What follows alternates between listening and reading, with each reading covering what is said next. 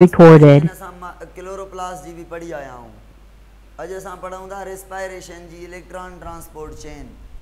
ठीक है, तो इलेक्ट्रॉन ट्रांसपोर्ट चेन के पढ़ण जे लाइ मूंखे तव्हांजो थोड़ो साथ खपे NADH ऐं FADH के काउंट करण जे लाइ। ठीक है, NADH2 ऐं FADH2 जेके ठहिया हुया उहे मूंखे काउंट करायो। इन सां क्रेब्स साइकिल भी तव्हांजी रिपीट थींदी, लिंक रिएक्शन भी रिपीट थींदो, ग्लाइकोलाइसिस भी रिपीट थींदो। ॿुधाईंदा वञो जल्दी में एक्टिव थी करे। मूंखे ॿुधायो बाबा, इलेक्ट्रॉन ट्रांसपोर्ट चेन जे लाइ असांखे हिकु त इलेक्ट्रॉन कैरियर प्रोटीन खपनि चेन, ॿियो उन्हनि ते मूव करण वारा इलेक्ट्रॉन खपनि। त इलेक्ट्रॉन कहिड़ा ईंदा हिते, काॾां ईंदा?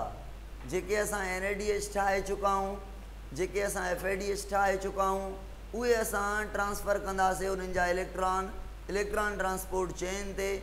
छाजे लाइ त ग्लाइकोलिसिस में, क्रेब्स साइकिल में ऐं लिंक रिएक्शन में जेके NADH ठहिया हुया उन्हनि में जेका हाइड्रोजन आहे, हाइड्रोजन में जेको इलेक्ट्रॉन आहे उन वटि एनर्जी आहे, उहा एनर्जी ग्लूकोज़ जी आहे, उहा एनर्जी ज़ाया न थिए। उन हाइड्रोजन खे यानी NADH जे इलेक्ट्रॉन खे, FADH जे इलेक्ट्रॉन खे कन्वर्ट कयूं छा में, ATP में। इन जे लाइ असां इलेक्ट्रॉन ट्रांसपोर्ट चेन हलायूं था। ठीकु आहे, त मूंखे ॿुधायो हाणे इहा ॻाल्हि ॿुधायो मूंखे त इलेक्ट्रॉन ट्रांसपोर्ट चेन जे लाइ छा ग्लाइकोलाइसिस में NADH ठहिया हुया? ॿुधायो, ठहिया हुया NADH? घणा ठहिया हुया ग्लाइकोलाइसिस में बाबा NADH ग्लाइकोलाइसिस में जेको आहे त हिते मां NADH लिखां थो, NADH 2 ठहिया हुया, सही आहे। उन खां बाद FADH भला ठहिया हुया? FADH न, FADH कोन ठहिया हुया, ओनली छा ठहिया हुया? NADH, उहे बि 2। उन खां बाद हुयो लिंक रिएक्शन, लिंक रिएक्शन में भी NADH घणा ठहिया हुया? 2, छो करे लिंक रिएक्शन 2 दफ़ा थियो हुयो। उन खां बाद क्रेब्स साइकिल जेका हुई उन जे अंदरि NADH2 जेके आहिनि, NADH घणा ठहिया हुया? 6। ईअं न, यादि आहे न, हिकु क्रेब्स साइकिल में 3, ॿी में बि 3। उन खां बाद माना 2 क्रेब्स साइकिल जी ॻाल्हि आहे, हे 2 लिंक रिएक्शन जी ॻाल्हि आहे, बाक़ी ग्लाइकोलाइसिस हिकु ई हुई। उन खां बाद क्रेब्स साइकिल में हिकु ॿी बि शइ ठही हुई, FADH घणा ठहिया हुया? 2। हिकिड़ी क्रेब्स साइकिल में हिकु, ॿी क्रेब्स साइकिल में ॿियो। अच्छा, ॿी त ॻाल्हि ॿुधायो, क्रेब्स साइकिल में ATP ठहिया हुया? ATP क्रेब्स साइकिल में ATP घणा ठहिया हुया? हिकु क्रेब्स साइकिल में हिकु, ॿी क्रेब्स साइकिल में 2।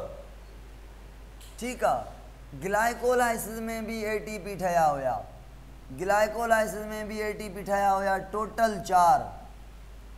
हलो ॿुधो ॻाल्हि हाणे गौर सां, हिन ATP खे छॾियूं था, हिन 2 ATP खे छॾियूं था, 6 ATP असांखे डायरेक्ट मिलियूं आहिनि, किथे? क्रेब्स साइकिल में ऐं ग्लाइकोलिसिस में। इहे कहिड़ियूं आहिनि बाबा? 6 जेके मिलियूं आहिनि, 4 हे ATP ऐं 2 हे ATP। सबस्ट्रेट लेवल आहिनि या ऑक्सीडेटिव आहिनि?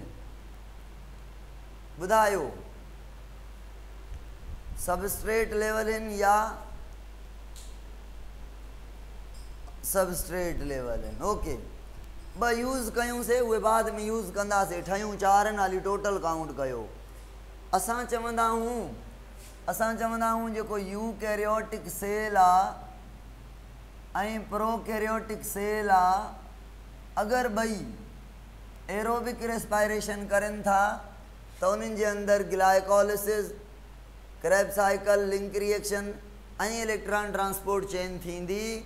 त यूकैरियोटिक सेल जेको आहे उहो टोटल ATP ठाहींदो 38 ऐं 2 कंज़्यूम कयूंसीं हितां, 2 कंज़्यूम कयूंसीं त नेट ATP यूकैरियोट जूं थींदियूं 36। प्रोकैरियोट जी जॾहिं ॻाल्हि कंदासीं त पे मां ॻाल्हि कयां थो, प्रूफ बाद में कयूं था। प्रोकैरियोट जी जॾहिं ॻाल्हि कंदासीं त प्रोकैरियोट मां इलेक्ट्रॉन ट्रांसपोर्ट चेन शुरू न कई आहे अञा। प्रोकैरियोट जी जॾहिं ॻाल्हि कंदासीं त प्रोकैरियोट टोटल एटीपी ठाहींदो 40 मां 2 कंज्यूम थी वियूं, बाक़ी जेको आहे त नेट एटीपी बचंदियूं 36। सही आहे। माना प्रोकैरियोट में जेके एटीपी ठहंदियूं नेट फेडरल चवे थो उहे 38 आहिनि, यूकैरियोट में 36 आहिनि। इहो असांखे सम्झणो आहे कीअं। ठीकु आहे। इलेक्ट्रॉन ट्रांसपोर्ट चेन शुरू कजे। हाणे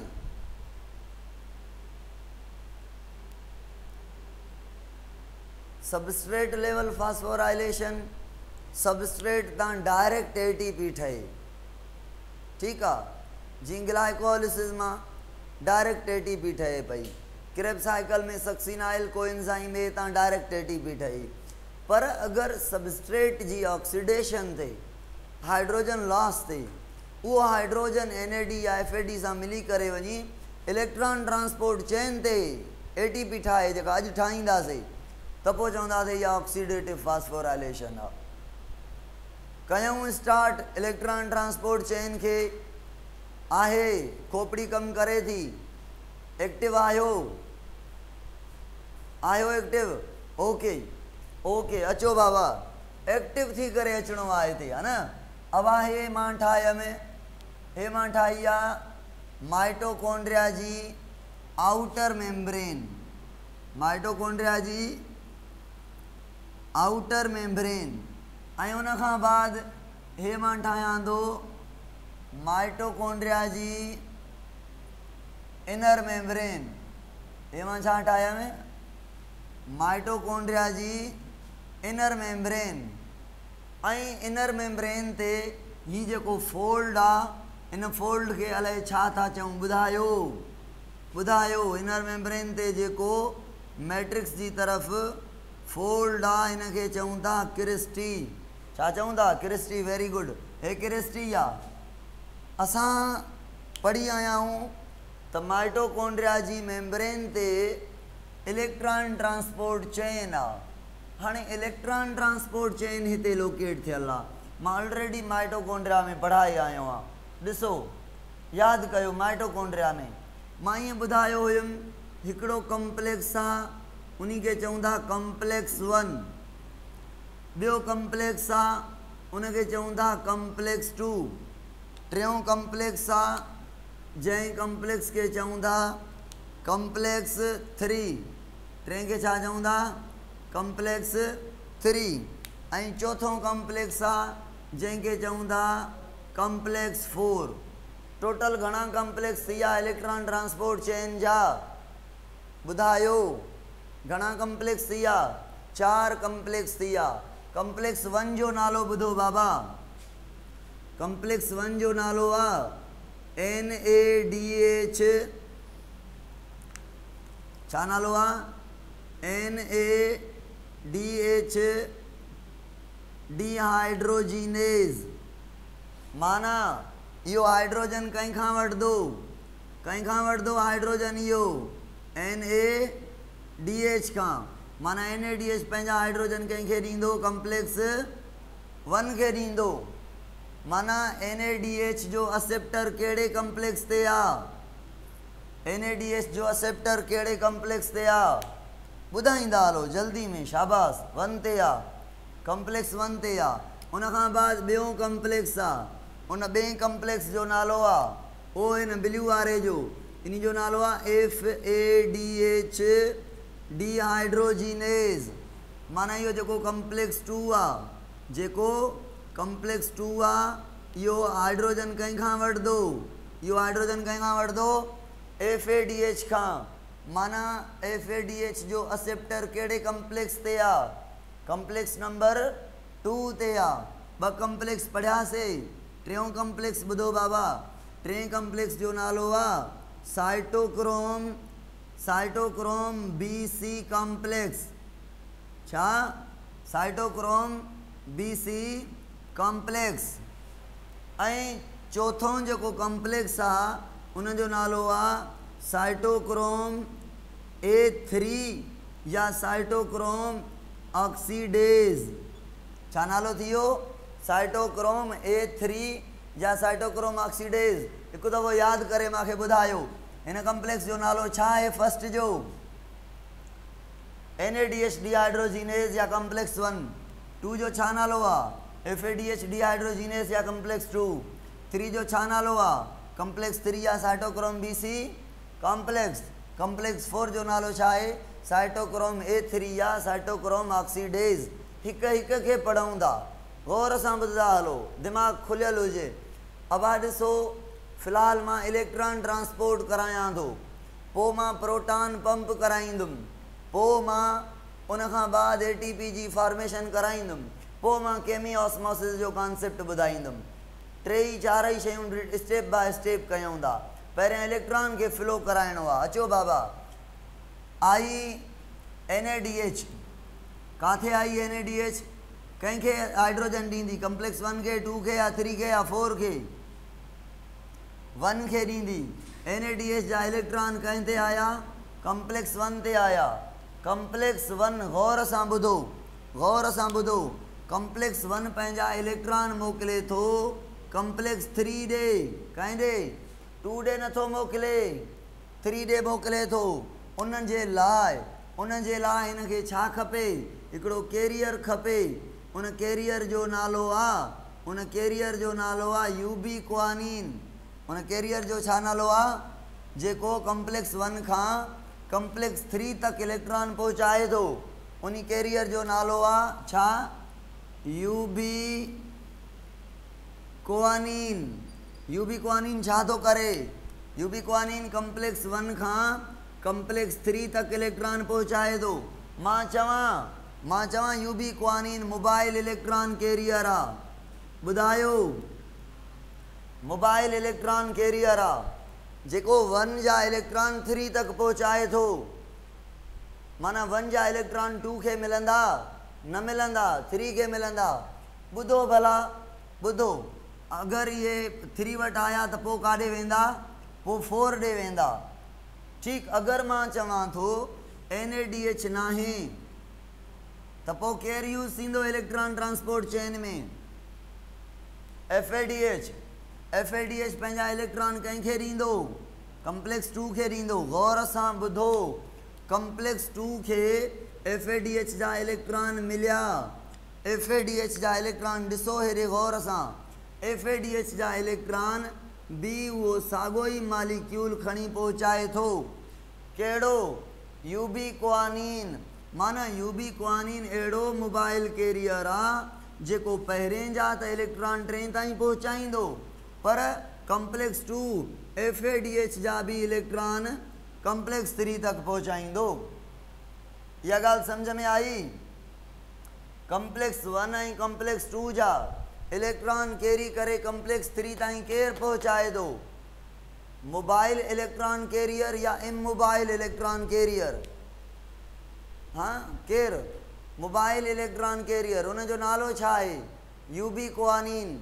यूबीक्वानिन हिकिड़ो हाइड्रोफोबिक मालिक्यूल आहे। वेरी गुड, वेरी गुड, सुठो रिस्पॉन्स आहे। अॼु टॉपिक ॾुखियो आहे पर रिस्पॉन्स भलो आहे तव्हांजो। ओके, UQ बि चऊंसि था। अॻिते ॻाल्हि कयां थो। इलेक्ट्रॉन काथे पहुता? कम्प्लेक्स नंबर 3 ते। कंहिंजा? NADH जा या FADH जा? ॿिन्ही मां हिक जा। एट अ टाइम कोई बिकड़ा हूंदा। गौर सां ॿुधो, कम्प्लेक्स 3 खां इलेक्ट्रॉन वेंदा काॾे? कम्प्लेक्स 4 ॾे। कम्प्लेक्स 3 खां इलेक्ट्रॉन काॾे वेंदा? कम्प्लेक्स 4 ॾे। पर इते जेको कम्प्लेक्स 3 जा इलेक्ट्रॉन खणी करे कम्प्लेक्स 4 ते आणे थो, उहो आहे साइटोक्रोम C। केरु आहे? Cytochrome C। माना साइटोक्रोम C बि छा आहे? सवाल ॿुधायो। इहो ॾाढो मोबाइल इलेक्ट्रॉन कैरियर आहे, सम्झी वियो? साइटोक्रोम C हिते आहे जेको 3 जा कम्प्लेक्स खणी करे काथे पुॼाए थो? कम्प्लेक्स 4 ॾे पुॼाए थो। माना साइटोक्रोम जेको कम्प्लेक्स 3 आहे उन में कहिड़ा कहिड़ा साइटोक्रोम आहिनि? ॿुधायो। कम्प्लेक्स 3 में कहिड़ा साइटोक्रोम प्रोटीन आहिनि? हिकु साइटोक्रोम B ऐं ॿियो साइटोक्रोम C। उन्हनि मां कैरियर कहिड़ो आहे? मोबाइल कहिड़ो आहे, मोबाइल सी आहे, मोबाइल किथां खां इलेक्ट्रॉन किथे पहुचाए थो, कॉम्प्लेक्स 3 खां कॉम्प्लेक्स 4 तक, सही आहे। ओके या वेरी गुड आहे। सवाल पुछां, NADH जा पहुचाए थो या FADH जा पहुचाए थो या ॿिन्ही जा पहुचाईंदो? अड़े बाबा गुड आहे, ॿिन्ही जा पहुचाईंदो। वाह वाह, अॼु त लाइन लॻी पई आहे कमेंट जी, अॼु ख़ुशि करे छॾियो अथव, अॼु पढ़ी आया हो घणो करे। ठीकु आहे कुझु। हलो ॾिसो बाबा, हे इलेक्ट्रॉन जी ट्रांसपोर्ट थी वई। इलेक्ट्रॉन कहिड़े कॉम्प्लेक्स वटि पहुता आहिनि? फाइनल वञी चौथे कॉम्प्लेक्स वटि पहुता आहिनि। नालो छा अथसि? A3, साइटोक्रोम A3 या ऑक्सीडेज। ऑक्सीडेज छो चऊं था? इम्पॉर्टेंट ॻाल्हि। ही इलेक्ट्रॉन पंहिंजा जेके कॉम्प्लेक्स 4 तक आया आहिनि इलेक्ट्रॉन 2, ये इलेक्ट्रॉन लाहे न, रिमूव करे त ॿी इलेक्ट्रॉन ट्रांसपोर्ट चेन थिए न। सभिनी NADH खे यूज़ थियणो आहे न। जेके बि NADH ठहिया आहिनि, जेके बि FADH ठहिया आहिनि, इहे हिते इस्तेमालु थींदा 1 by 1, त इहो इलेक्ट्रॉन रिमूव थिए न इलेक्ट्रॉन ट्रांसपोर्ट चेन तां। त ॾिसो हिते कॉम्प्लेक्स आहे, कॉम्प्लेक्स 4 जंहिंखे साइटोक्रोम A3 या ऑक्सीडेज कॉम्प्लेक्स चऊं था, उहो ऑक्सीजन खे इस्तेमालु करे थो। हे छा आहे? हे मालिक्यूलर ऑक्सीजन आहे। उन खे अधु करे थो एटॉमिक ऑक्सीजन में। पोइ एटॉमिक ऑक्सीजन खणी करे, उहे एटॉमिक ऑक्सीजन खणी करे ऑक्सीजन सिंगल एटम उन सां कंबाइन करे थो छा? ॿ इलेक्ट्रॉन कंबाइन करे थो। ऑक्सीजन जो एटम ऐं इलेक्ट्रॉन जा ॿ मालिक्यूल, ॿ एटम सॉरी, पाण में कंबाइन थियनि था। पोइ फाइनल अञा कंबाइन थिएसि थो 3 नंबर ते 2 प्रोटॉन। त 2 प्रोटॉन, 2 इलेक्ट्रॉन ऐं 2 ऑक्सीजन, इहे मिली करे छा ठाहींदा? टोटल इहे ठाहींदा वाटर, जंहिंखे चवंदासीं मेटाबॉलिक वाटर। छा चवंदासीं? Metabolic water. हाणे हिते सवाल पैदा थियनि था। हिते कहिड़ा सवाल पैदा थियनि था? Repeat repeat repeat repeat repeat वञ भेणा, मां रिपीट कयां थो। ॾिसो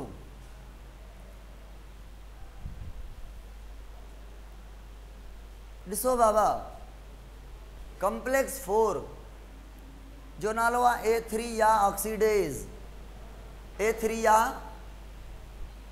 हाणे मूंखे जवाबु ॾींदा हलो, रिपीट करायो था। A3 या ऑक्सीडेज, इहो कॉम्प्लेक्स 4 चए थो इलेक्ट्रॉन मूंखे लाहिणा आहिनि, त ॿिया अचनि। इलेक्ट्रॉन खे लाहिण जे लाइ असेप्टर खपे, असेप्टर खपे। उहो असेप्टर आहे केरु? ऑक्सीजन। त कॉम्प्लेक्स 4 यानी A3 यूज़ करे थो ऑक्सीजन खे, पर कहिड़े फॉर्म में? एटॉमिक फॉर्म में। ऑक्सीजन खे यूज़ करे थो, तंहिंजे करे छा चऊं था? Oxidase complex. अच्छा, ऑक्सीजन खे कंहिंसां मिलाए थो?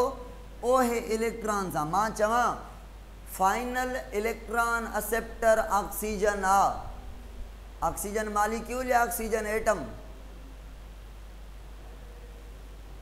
केरु आहे? Oxygen atom. ॿिया इलेक्ट्रॉन ईंदा, उन्हनि खे वरी ॿियो एटम एक्सेप्ट कंदो। माना हिकिड़ी ऑक्सीजन 2 इलेक्ट्रॉन ट्रांसपोर्ट चेन जा 2 ऐं 2 4 इलेक्ट्रॉन एक्सेप्ट कंदी, ऑक्सीजन मालिक्यूल। ठीकु आहे। इहो चयोसीं ऑक्सीजन जो एटम ऐं इलेक्ट्रॉन मिलंदा ऐं पोइ प्रोटॉन ईंदा। हाणे सवाल पैदा थिए थो प्रोटॉन काॾों आया? त इहो असांजो सवाल ई हुजे, इहो बाद में पढ़ंदासीं त प्रोटॉन काॾों आया। ठीकु आहे, एसि ताईं क्लियर आहे? ॿुधायो हा त मां अॻिते हलां। ॾिसो बाबा, हाणे गौर सां, हाणे तव्हांखे ख़बर आहे जेको NADH आहे, NADH आहे जेको, हिकिड़ो NADH 3 ATP ठाहे सघे थो, ऐं हिकिड़ो FADH जेको आहे उहो 2 ATP ठाहे सघे थो, हा न? इहा ख़बर आहे। पर कीअं? इन जे करे अबा छा हिन में ग्लूकोज़ जी हाइड्रोजन न आहे? हिन में वरी बेवारऊं जी काॾों जी हाइड्रोजन आहे छा? ॿई त ग्लूकोज़ जूं हाइड्रोजन आहिनि न, ॿिन्हिनि में त इलेक्ट्रॉन आहिनि न। ॿई बाबा हिकु जेतिरी ऑक्सीजन ATP ठाहिनि न, घटि वधि छो? छो त ॾिसो इलेक्ट्रॉन ट्रांसपोर्ट चेन ते टे इलेक्ट्रॉन पंप तौर कैरियर इन टे कॉम्प्लेक्स 1 कॉम्प्लेक्स 3 ऐं कॉम्प्लेक्स 4 ये इलेक्ट्रॉन कैरियर त आहिनि पर इलेक्ट्रॉन पंप तौर भी कम करनि था। पंप तौर माना पंप तौर जो मतलब आहे जी लाइट रिएक्शन में पढ़ियोसीं साइटोक्रोम स्ट्रोमा जा प्रोटॉन इलेक्ट्रॉन जी एनर्जी के इस्तेमाल करे थैलाकॉइड जे ल्यूमिन में सटे पियो। याद आ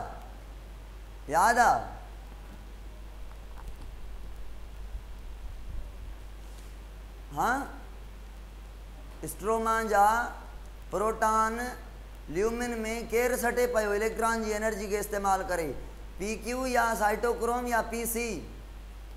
मूंखे जवाब ॾियो जेको मां पुछां थो तव्हां रिपीट कयो जी लाइन लगायो था मूंखे तव्हां ॿुधो नथा सही। हाँ साइटोक्रोम BF कॉम्प्लेक्स सोना छा थी वियो आहे भला तव्हांखे बाबा छो तव्हां एतिरो दफ़ा रिपीट करायो था अॼु। हाँ होशियारी करे वियो ॾिसो हाणे complex number 1 complex number 3 complex number 4 electron के कैरी भी करनि था ऐं प्रोटॉन के पंप भी करनि था। मां पुछां इलेक्ट्रॉन प्रोटॉन जे पंप करनि था त काॾों खां काॾे ते कंदा हूंदा। हिते प्रोटॉन पंप थियनि था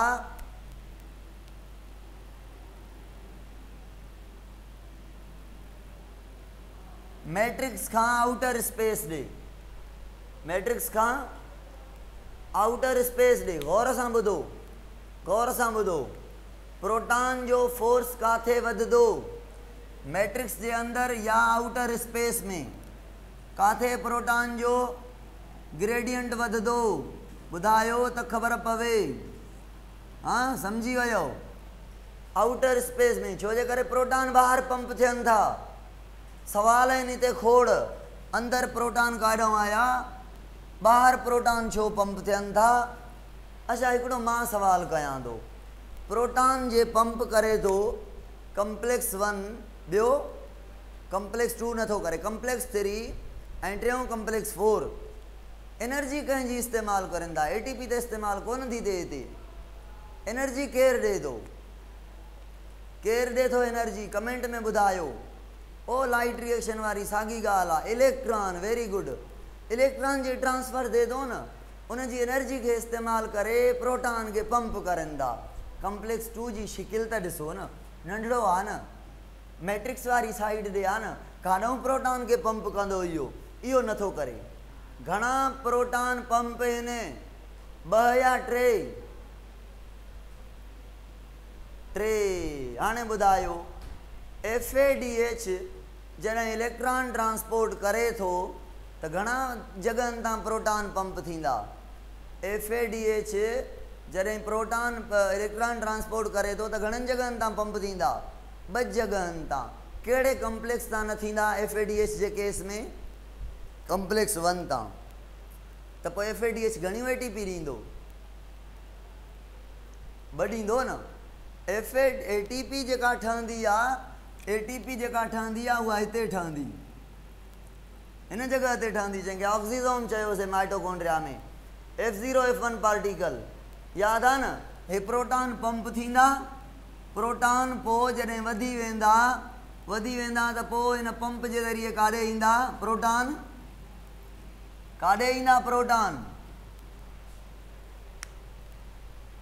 आउटर स्पेस खां मैट्रिक्स में। कॾहिं जॾहिं प्रोटॉन जो फोर्स PMF प्रोटोनोमोटिव फोर्स इंक्रीज थी वेंदो त पोइ प्रोटॉन पंप कंदा।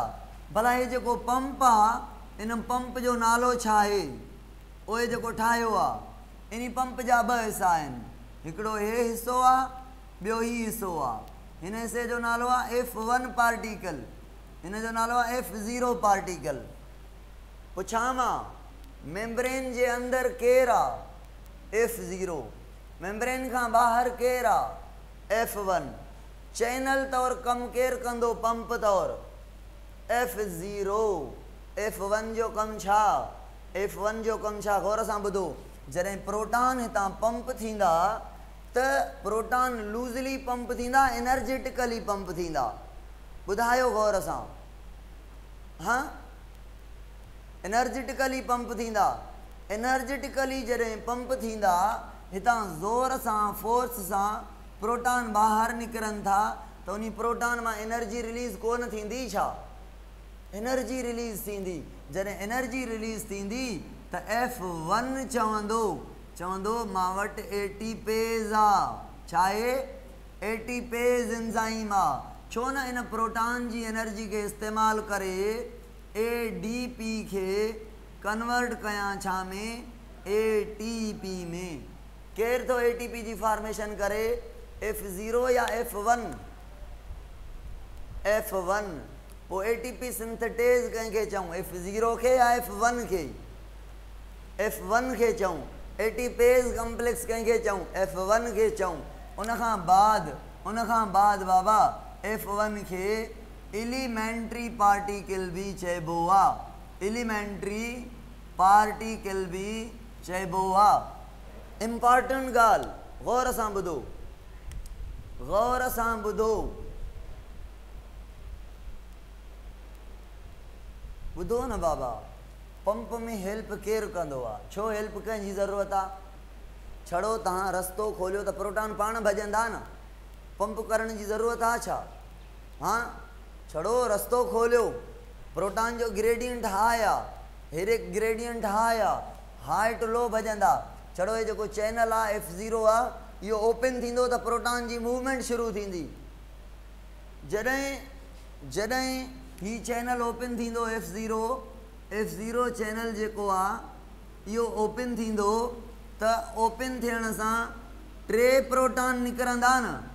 टे प्रोटॉन निकिरंदा त हिकिड़ी ATP ठही वेंदी।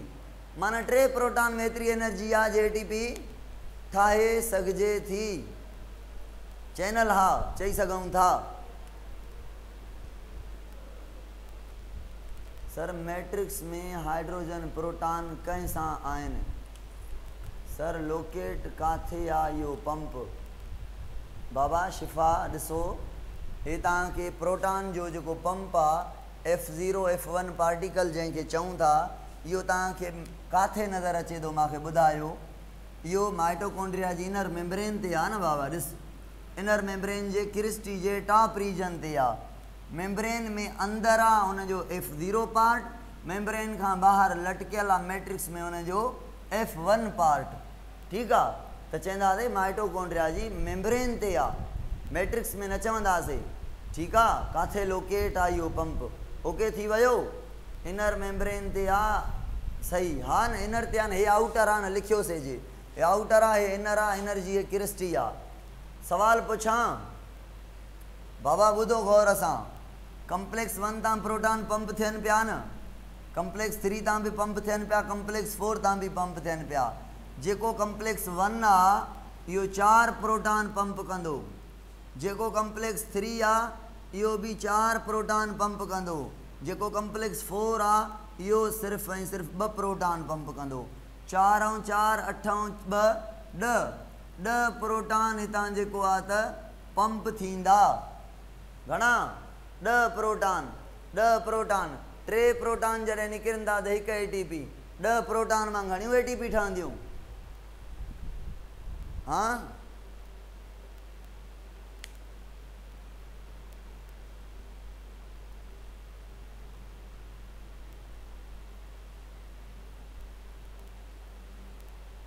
टे। केरु आहे इहो? फीस न आहे ॾिनी छा? रिमूव कयो हले छा? हे स्नेहा हले छा लिखे थी?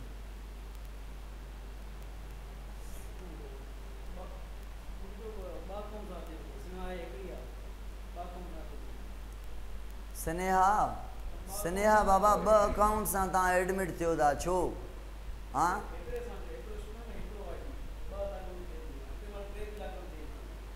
कॾहिं कॾहिं तव्हां 3 नेम सां लॉगिन थियो था। ईअं न कयो न, असांखे बि परेशान कयो था हिते। असां हाणे तव्हांजा नेम चेक कयूं वेही या हाँ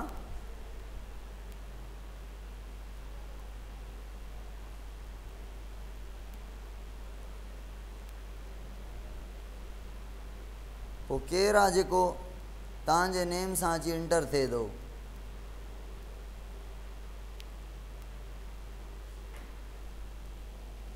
पार्टिसिपेंट खे एडमिट कजो।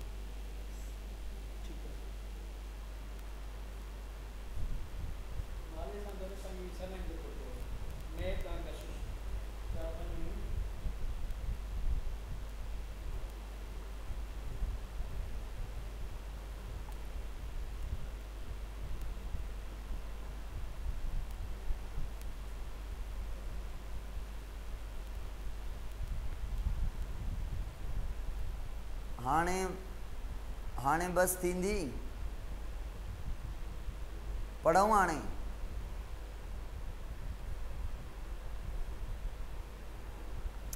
हलो हाणे सम्झो बाबा ॻाल्हि, सम्झो मां ॿीहर रिपीट कयां थो उहा ॻाल्हि। कॉम्प्लेक्स 1 कॉम्प्लेक्स 3 ऐं कॉम्प्लेक्स 4 प्रोटॉन पंप कंदा, ठीकु आहे। कॉम्प्लेक्स जेको 1 आहे 4 प्रोटॉन पंप करे थो एट अ टाइम, कॉम्प्लेक्स 3 भी 4 प्रोटॉन पंप करे थो, कॉम्प्लेक्स 4 जेको आहे 2 प्रोटॉन पंप करे थो। टोटल प्रोटॉन घणा पंप थिया? 4 4 2 10 पंप थिया।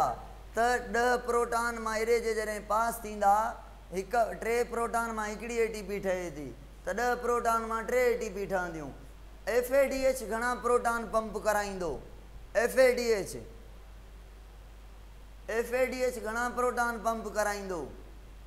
10 8 6। घणा प्रोटॉन घणनि जॻहनि तां नथो पुछां, घणा प्रोटॉन 6 पंप कराईंदो 2 जॻहनि तां, कॉम्प्लेक्स 3 ऐं कॉम्प्लेक्स 4 तां।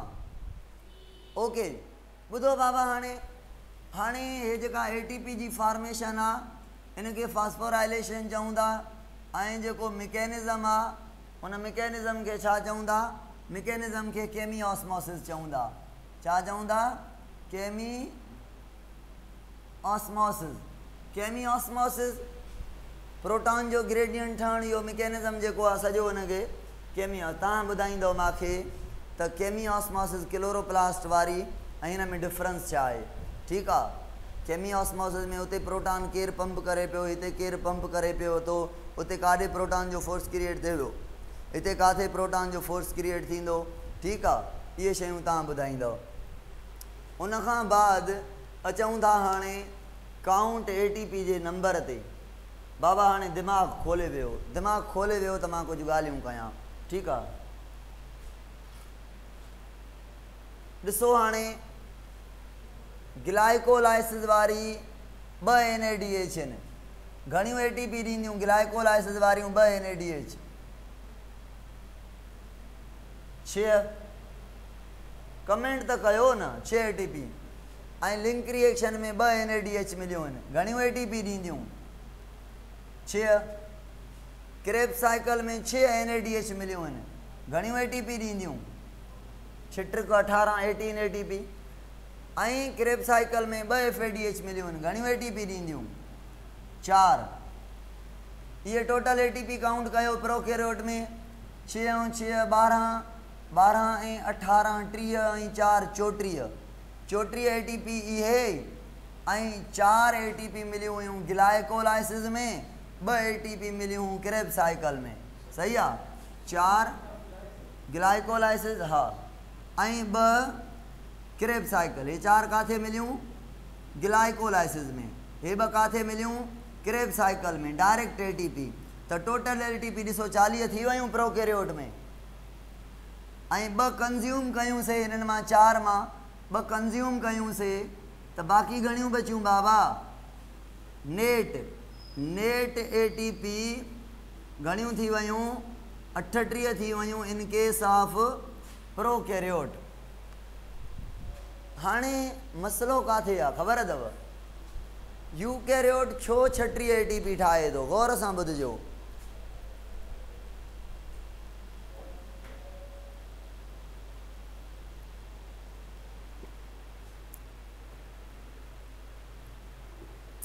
मुंहिंजो सवाल आहे, अगरि हे 2 NADH ग्लाइकोलाइसिस वारियूं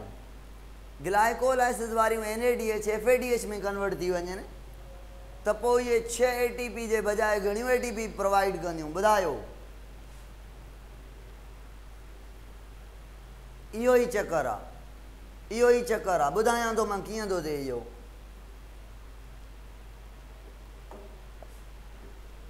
ॾिसो बाबा हाणे ही ग्लाइकोलिसिस वारी NADH प्रोकैरियोट में 6 ATP ॾे थी। सवाल पुछां, प्रोकैरियोट में NADH खे माइटोकॉन्ड्रिया में वञणो पवंदो छा? न, इलेक्ट्रॉन ट्रांसपोर्ट चेन जे लाइ माइटोकॉन्ड्रिया में न वञणो पवंदो। पोइ प्रोकैरियोट में इलेक्ट्रॉन ट्रांसपोर्ट चेन काथे थी थिए? माइटोकॉन्ड्रिया ही कोन्हे, इलेक्ट्रॉन ट्रांसपोर्ट चेन काथे थी थिए? प्रोकैरियोट में जेका इलेक्ट्रॉन ट्रांसपोर्ट चेन थिए थी उहा मीज़ोज़ोम ते थिए थी, सेल मेम्ब्रेन ते थिए थी। मीज़ोज़ोम जेको क्रिस्टी लाइक अपीयरेंस हूंदी आहे।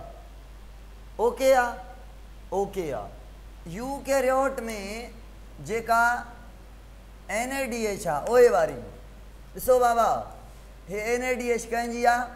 ग्लाइकोलिसिस वारी NADH आहे। इहा हितां ईंदी, इहा अची करे साइटोप्लाज़म में ठही आहे न ग्लाइकोलिसिस वारी NADH। इहा क्रॉस कंदी काॾे? माइटोकॉन्ड्रिया में। जॾहिं माइटोकॉन्ड्रिया में, मीज़ोज़ोम में छो, यूकैरियोटिक सेल आहे, माइटोकॉन्ड्रिया में क्रॉस कंदी। जॾहिं माइटोकॉन्ड्रिया में क्रॉस कंदी त हेसि ताईं त NADH अची वई आहे। उहा केसि ताईं? आउटर मेम्ब्रेन खां क्रॉस करे आई आहे। छो करे आउटर मेम्ब्रेन में पोरिन्स हूंदा आहिनि। इनर मेम्ब्रेन चवेसि थी न अलो नाहे, तोखे अंदरि न छॾींदासीं। छो जे करे उहा सिलेक्टिवली परमिएबल मेम्ब्रेन आहे। इनर मेम्ब्रेन मां सेल में पढ़ाए आयो आहियां, यादि आहे? यादि आहे त मां अॻिते ॻाल्हि कयां?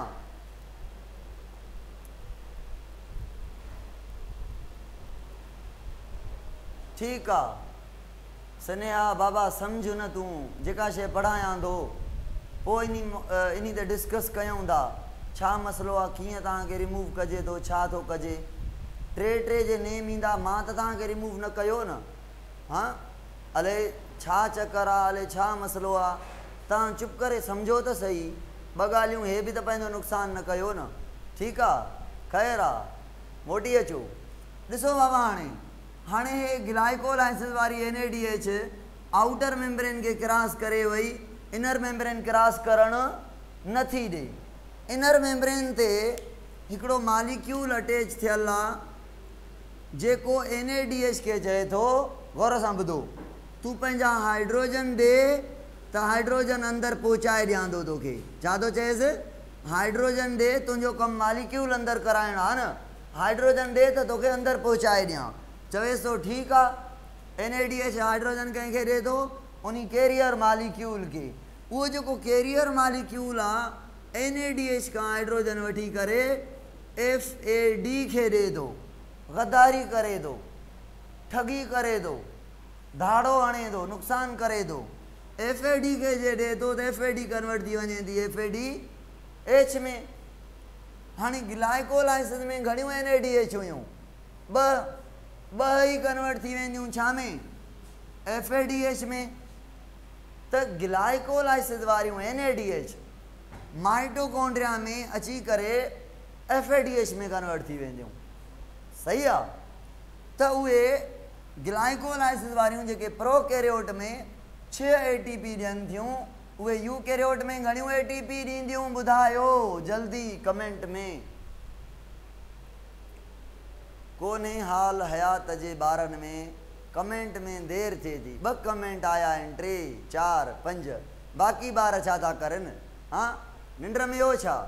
ठीकु आहे, 4 ATP मिलंदियूं। हाणे ॾिसो बाक़ी हे लिंक रिएक्शन वारियूं NADH मैट्रिक्स में आहिनि, इहे 2 आहिनि, 6 ATP ॾींदियूं। क्रेब साइकिल वारियूं NADH 6 आहिनि, साॻो ई छिट 18 ATP ॾींदियूं। FADH मैट्रिक्स में आहिनि, साॻो ई, भले जाथे हुजनि, इहे न हेॾां जूं न होॾां जूं, 4 ATP ॾींदियूं। ॾिसो 6 × 4 10 ऐं 18, 28 × 4 32, 32 ऐं 4 क्रेब ग्लाइकोलिसिस वारियूं ऐं 2 क्रेब साइकिल वारियूं। टोटल ATP थी वयूं यूकैरियोट में 40, ऐं जेके नेट ATP थी वयूं उहे घणियूं थी वयूं? उहे थी वयूं 36। सही आहे? अगरि ग्लाइकोलिसिस वारियूं NADH अंदर भी NADH में कन्वर्ट थी वञनि। FADH के उन्हनि जा हाइड्रोजन न मिलनि, FAD के न मिलनि, NADH के मिलनि, पोइ घणियूं ATP ठहंदियूं ॿुधायो। पोइ टोटल 40 नेट 38, पोइ टोटल 40, पोइ प्रोकैरियोट वारो ईअं ई बि अथव, एनिमल में ईअं ई बि अथव। पोइ एक्सेप्शनल केस आहे, लिवर जा सेल, हार्ट जा सेल, ब्रेन जा सेल चवंदा आहिनि छो असां 36 ATP ठाहियूं, असांखे एनर्जी जी घणी ज़रूरत आहे, असां मैकेनिज़म कोई कंदासीं। उहे जेको कैरियर आहे न उहे काॾे वियो चंडो मूंखे त ज़ाहिर नथो थिए, उहे वारो इहो कैरियर बदिलाइनि था। त इहो ठगी करे थो, बदमाशी करे थो, कहिड़ी बदमाशी करे थो, ज़ुल्म करे थो, NADH जा हाइड्रोजन FADH खे ॾिए थो। चवंदा असां अहिड़ो कैरियर रखंदासीं जेको NADH जा हाइड्रोजन कंहिंखे ॾिए, अंदरि बि NAD खे ॾिए, त इंसाफ़ थिए न। 40 ATP ठहनि, महिनत असांजी ज़ाया थिए थी, रायगान थिए थी। इहो सिस्टम कहिड़नि सेलनि वटि हूंदो यूकैरियोट जे, सियाणनि सेलनि वटि, चरियनि सेलनि वटि, माना एक्टिव सेलनि वटि, अनएक्टिव सेलनि वटि, लेस एक्टिव वटि, कंहिं वटि इहो मैकेनिज़म हूंदो। जेके हाई एक्टिव आहिनि, ब्रेन आहे, लिवर आहे, किडनी आहे, हार्ट आहे, किडनी सॉरी हार्ट आहे, ठीकु आहे। इहे सेल चवंदा न ईअं न थींदो, असां एनर्जी जेका आहे वधीक वठंदासीं। हिते चैप्टर पंहिंजो क्लोज़ थियो, इनखे स्क्रीन शॉट वठो त पोइ असां चैप्टर स्टार्ट कयूं था न्यू, ऐं न्यू चैप्टर जो नालो वायरस आहे। अब हे 36 ठाहिनि था न, 38 नथा ठाहिनि न, महिनत करनि न, जुगाड़ करनि हा त 40 ठहिजी वञनि हा न।